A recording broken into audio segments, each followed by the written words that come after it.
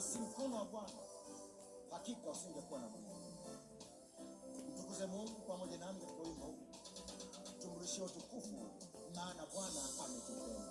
Haleluya. Ni wewe Bwana Yesu, ni wewe Bwana, ni wewe Bwana Yesu, ni wewe Bwana, ni wewe Bwana Yesu, ni wewe Bwana, ni wewe Bwana Yesu, ni wewe Bwana, ni wewe Bwana Yesu, ni wewe Bwana, ni wewe Bwana Yesu, ni wewe Bwana, ni wewe Bwana Yesu, ni wewe Bwana, wewe. Amen. Bwana Yesu asifiwe. Mpendwa katika Bwana, majina yangu naitwa Brian Frank. Siku ya leo nataka tujifunze kwa habari ya kumbukumbu na tafakari, na kichwa somo letu kinasema umuhimu wa kukumbuka na kutafakari. Mpendwa katika Bwana, hili ni somo la kwanza kabisa kwa mwaka huu 2026. Tunajifunza kwa habari ya kumbukumbu na kutafakari. Mpendwa, kwanza napenda kumshukuru Mungu kwa ajili ya majira mapya. Mungu ameweza kutukumbuka kwa kweli kwa wema wake na kibali chake, na si mara moja, si mara mbili. Mungu anaposema, unapokuwa umeona umeingia siku mpya, unapoona umeingia saa jipya, unapoona umeingia dakika jipya, unapoona umeingia majira mapya ambayo yalikuwa ni tofauti na yale majira mengine, ujue kabisa kwamba Mungu anakusudi juu ya majira hayo.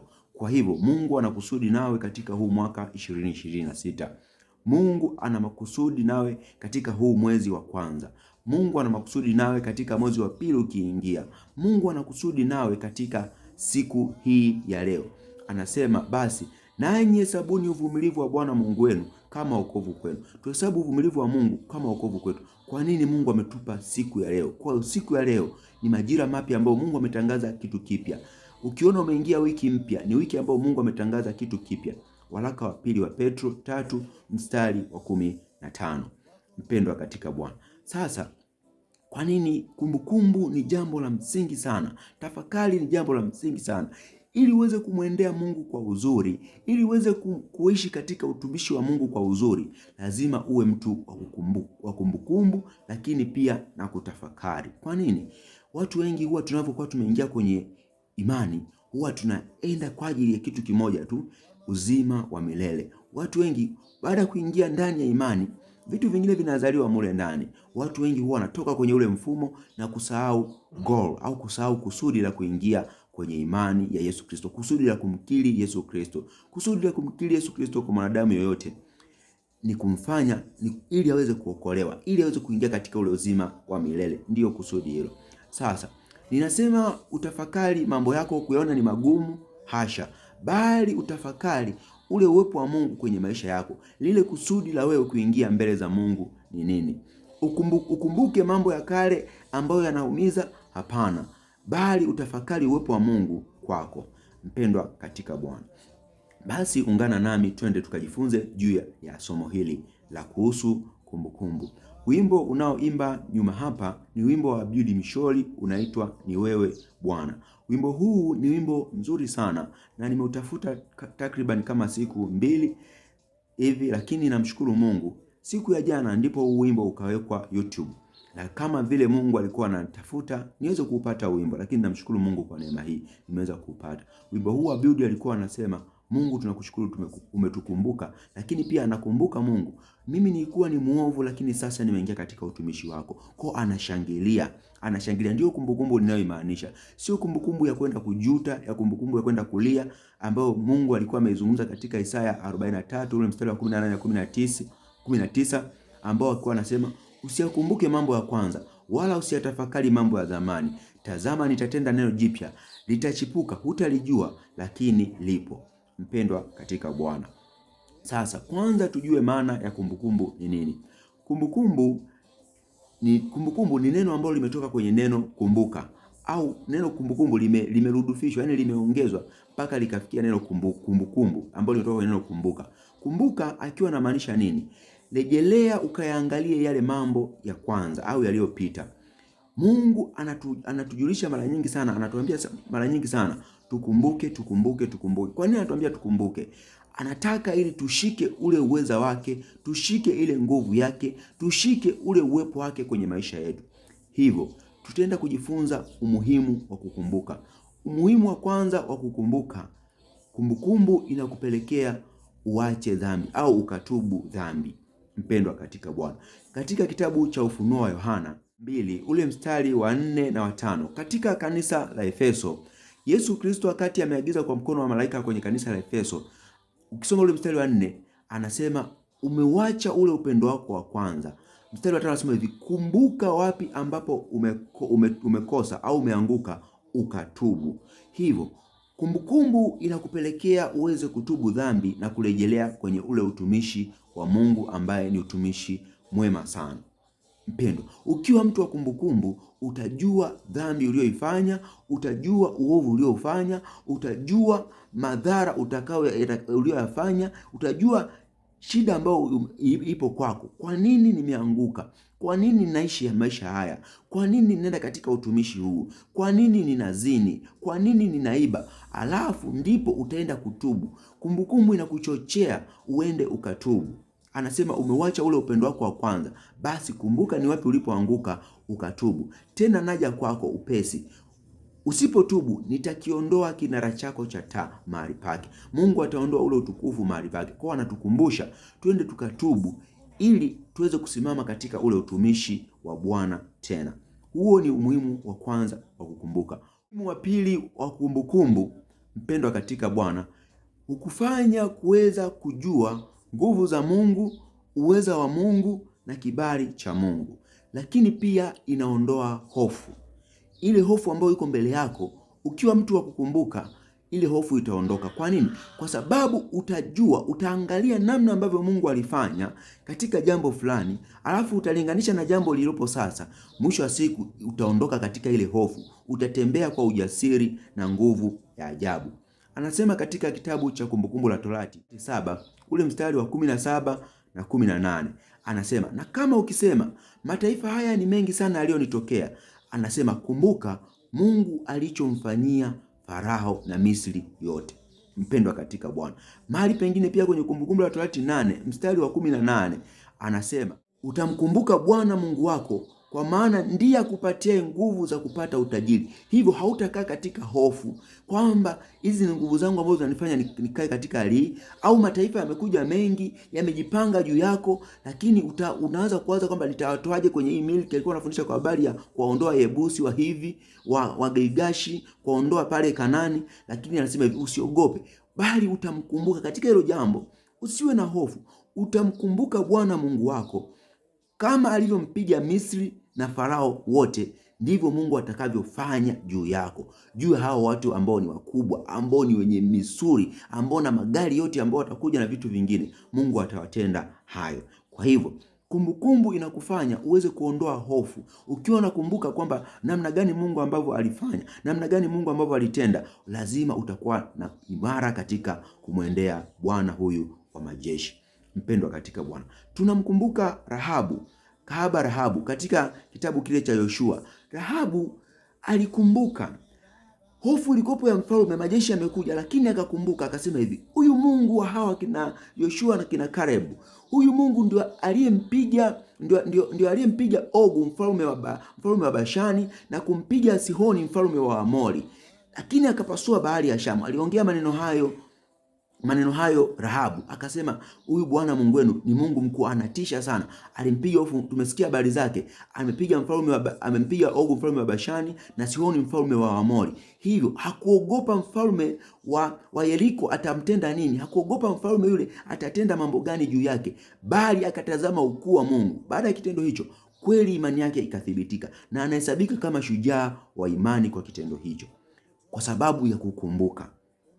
Kwa hivyo itajua uwezo wa Mungu, utajua nguvu za Mungu, nazo zitakaa kwako, lakini pia hofu itaondoka. Hautaogopa kifo, hautaogopa mauti. Ndiyo maana Paulo anazungumza sio mara moja, sio mara mbili, kwamba anahesabu hata uhai wao si kitu kama ule utukufu unaokuja mbele. Kwa hivyo haufi juu ya hichi kitu, bali anajua uweza na Mungu na nguvu za Mungu juu ya uzima wa milele ni nini kwenye maisha yake. Huo ni umuhimu wa pili wa kukumbuka. Umuhimu wa tatu wa kukumbuka, mpendwa katika Bwana, kumbukumbu hupelekea kuhudumia wengine na kuwajali wengine.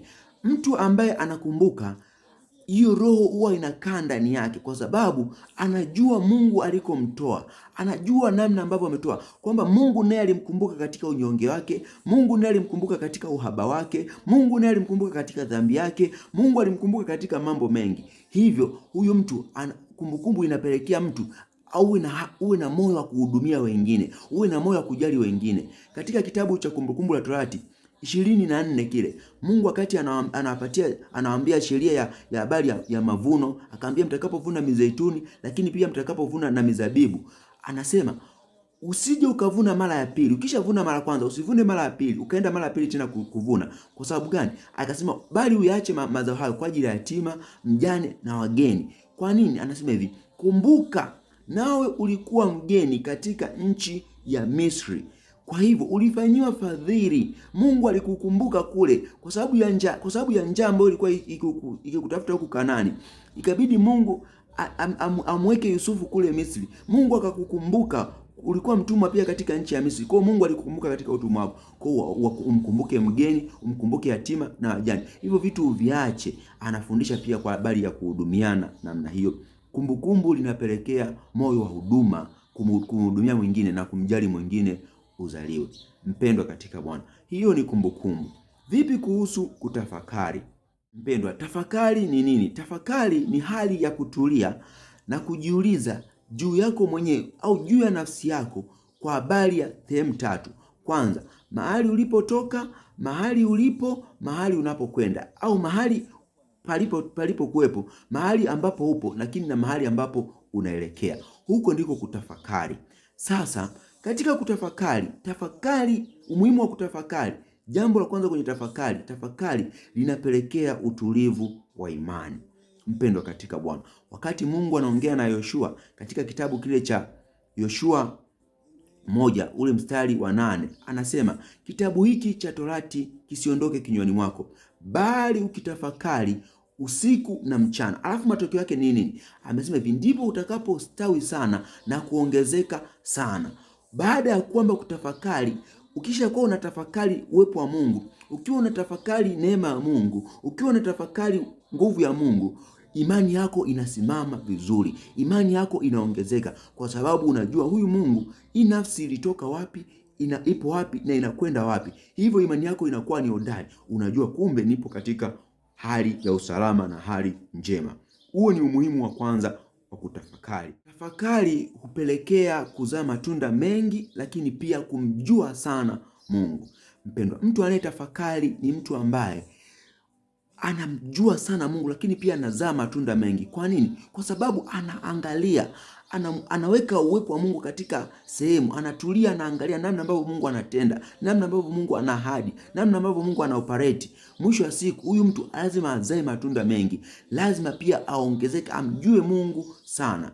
Katika kitabu cha Zaburi 1 ukisoma mstari wa 1 mpaka wa 3 pale, anasema hivi, heri amebarikiwa mtu yule asiyekwenda katika shauri la sio haki, wala kuketi barazani pa wenye mizaa, wala kusimama njiani pa wakosaji. Anasema hivi, bali sheria ya Mungu ndiyo impendezayo, na sheria yake huitafakari usiku na mchana. Amina. Amesema mtu huyo atakuwa kama mti uliopanda kando kando ya kijito cha maji, ambao huzao matunda yake kwa wakati, wala jani lake halinyauki, lakini pia kila alitendalo litafanikiwa. Kwa nini litafanikiwa? Kwa sababu ametafakari, anamjua sana Mungu, anajaza sana uwepo wa Mungu, anatembea sana katika uwepo wa Mungu. Mtu ambaye anatafakari atakuwa kama mti uliopandwa kando kando ya kijito cha maji, atazaa matunda kwa wakati.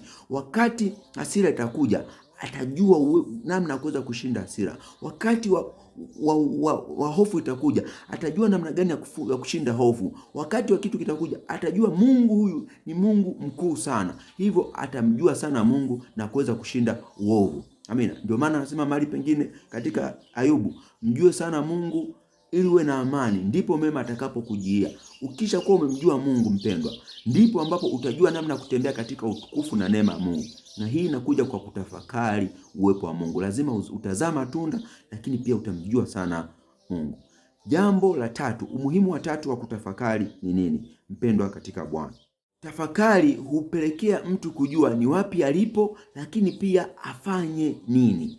Mpendwa katika Bwana, katika kile kitabu cha Hagai 1 ukisoma mstari wa 4 na wa 5, akawa anawaambia Mungu, anawaambia Israeli, je, huu ni wakati wa ninyi kukaa katika nyumba zenye mapambo ya mbao wakati hii nyumba inakaa kwenye hali ya kuharibika?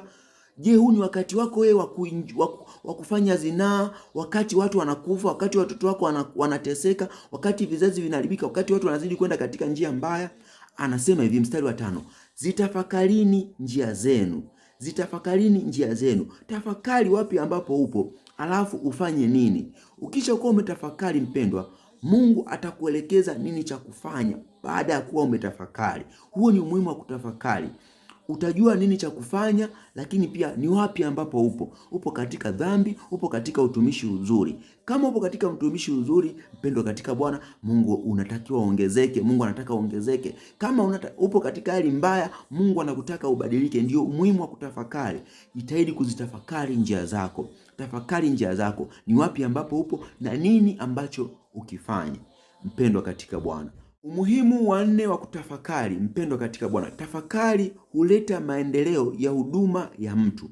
Mpendwa katika Bwana, wakati Paulo anatoa usia kwa Timotheo, ukisoma kile kitabu cha waraka wa Timotheo wa kwanza mlango wa 4 mstari wa 14 na 15, Paulo anamwambia Timotheo kwamba usiache kuitumia ile kalama iliyoko ndani yako, ambayo hiyo ulipewa kwa unabii, lakini kwa kuwekewa mikono na wazee. Anasema hivi, usiache kuyatafakari hayo, lakini pia ukaishi katika hayo. Amina. Ili huduma yako iwe dhahiri mbele ya watu, ili iwe dhahiri juu ya watu wote. Kwa nini anazungumza jambo hilo, mpendwa? Ukiwa ni mtu wa kutafakari, unajua kabisa huduma hii nimeipokea kwa kusudi gani? Kwa nini nimeokoka? Kwa nini nimempokea Yesu Kristo? Kwa nini nimeingia mwaka huu? Kwa nini nimeingia siku hii? Kwa nini ninaishi siku ya leo? Kwa nini ninatembea siku ya leo? Kwa nini nipo saa hili? Mpendwa katika Bwana, ukisha kuwa mtu wa kutafakari hivyo, utajua kwa sababu gani uko mahali hapo. Mwisho wa siku utatembea katika njia iliyonyoka, na hiyo huduma yako itakuwa ni dhahiri mbele ya watu wote. Hilo jambo Paulo anamwambia Timotheo, uyatafakari hayo na ukakae katika hayo. Ukakae katika hayo. Namna ambavyo ulipokea huduma, ni huduma ulipokea kwa unabii Timotheo. Ni huduma ambayo uliwekea mikono na wazee, wakakukubali. Tukafanya vitu vingi kwa ajili yako. Nikakutahiri Timotheo ili uweze kuishi, utembee pamoja nami katika haya yote. Ukumbuke, anasema tafakari mambo hayo. Ukitafakari afu ukakae katika hayo, mwisho wa siku huduma yako itakuwa ni dhahiri, itakuwa na kibali, itaendelea sana. Mpendwa katika Bwana, hiyo ni habari ya tafakari na kumbuka. Mpendwa, ni mambo mengi sana ambayo yanafanyika, ni mambo mengi sana ni ya muhimu ambayo yanatokea baada ya mtu ambaye anakuwa anakumbuka, lakini pia na kutafakari. Jitahidi sana kuwa mtu wa kumbukumbu na mtu wa kutafakari ule uwepo wa Mungu kwenye maisha yako. Kukumbuka namna ambavyo Mungu amefanya kwenye maisha yako, utamjua sana Bwana, utatembea katika njia ya haki, hautafanya dhambi, utaenda katika njia ya utukufu wa Mungu wote. Mpendwa katika Bwana, ikiwa ni mwanzo kabisa tu wa mwaka huu, jitahidi kutafakari uwepo wa Mungu kwenye maisha yako. Jitahidi kutafakari, je, huduma ambayo nilipokea mwaka jana ndio huduma ambayo ninaishi nayo sasa? Kumbuka ule upendo wa kwanza, wakati unapokea huduma ndio ambao unayo, wakati unamwamini Yesu Kristo ndio wakati unaishi sasa. Mpendwa katika Bwana, kaa katika utumishi huo, soma Biblia yako, mtafakari Bwana, nenda katika neema, omba sana, funga sana, tembea katika uwepo mwaka huu. Usiache mlango wote wazi, mtumikie Bwana, naye Mungu atakubariki, atakujaza nguvu zake, atakujaza uwepo wake. Utatembea na Bwana mwaka wote, utatembea na Bwana kila siku kwenye maisha yako. Mpendwa katika Bwana, basi natumaini video hii imekuwa ni ya baraka kwako, na kama imekuwa ni ya baraka kwako, usahau kusubscribe, kulike, comment na kushare na watu wengine waweze kupata video hizi mara kwa mara pindi tunapozi-upload. Neema Mungu tokayo kwa Yesu Kristo iwe pamoja nawe. Nikutakie siku njema. Shalom, shalom. Ni wewe Bwana Yesu, ni wewe Bwana. Ni wewe Bwana Yesu, ni wewe Bwana. Wewe Yes, Yesu Masia. Yesu we. Yesu Masia. Yesu we. Yesu Masia. Yesu we. Yesu Masia. Yesu we. Yesu Masia. Yesu we. Yesu Masia. Yesu we. Yesu Masia. Hey. Yesu we. Yesu Masia. Yesu we. Yesu Masia. Yesu Masia. Yesu we. Yesu Masia. Yesu we. Yesu Masia. Mungu amekukumbuka mpendwa. Mungu amekukumbuka sana sana. Tembea, mkumbuke Mungu, namna ambavyo ulipokea injili hii, namna ambavyo ulipokea imani, namna ambavyo ulipokea neema hii. Kumbuka, usiwache ule upendo wa kwanza. Huu mwaka kumbuka sana. Apewe Bwana Yesu, apewe Bwana. Apewe Bwana Yesu, apewe Bwana. Apewe Bwana Yesu, apewe Bwana. Apewe Bwana Yesu, apewe Bwana. Apewe Bwana Yesu, apewe. Mungu anayekujalia hata kukumbuka tu kwamba umefanya dhambi. Apewe Bwana sifa huyo. Mungu anatupenda sana wapendwa. Apewe Mungu, apewe sifa zote, ambaye anafanya tunakumbuka hata namna ambavyo tumefanya uovu. Tunaweza tukakutubu. Anatupa nafasi ya kutubu. Ukiona unakumbuka, jua Mungu anataka uende ukatubu dhambi yako. Neema ya Mungu iwe pamoja nawe mpendwa. Amen.